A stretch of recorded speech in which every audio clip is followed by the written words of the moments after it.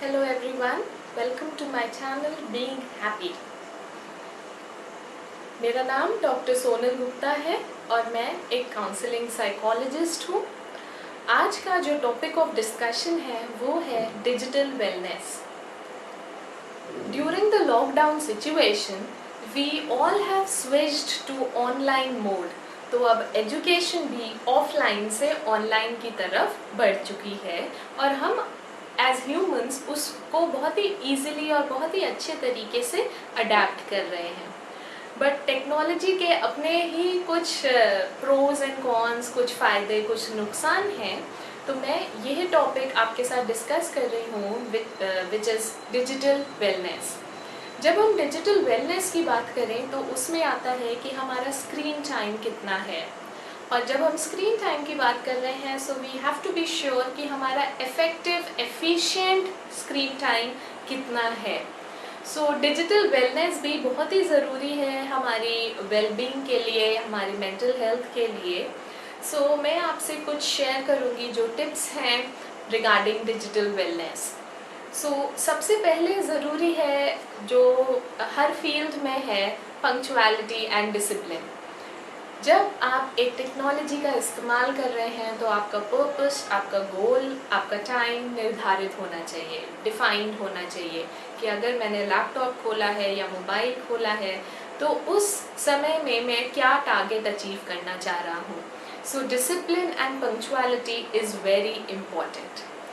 Second, जब हम बात कर रहे हैं तो हमारा बहुत ही इम्पॉर्टेंट एस्पेक्ट है minimise distractions.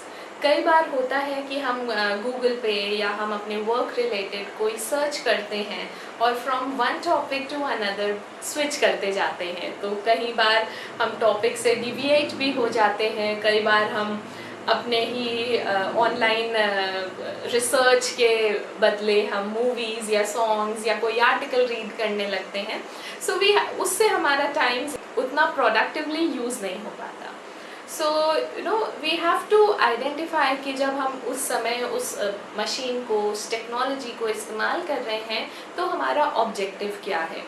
So that veg एक डिसिप्लिन बहुत ज़रूरी है कि आप एक फोकस्ड रहें और आइडेंटिफाई करें कि आपको क्या सर्च करना है।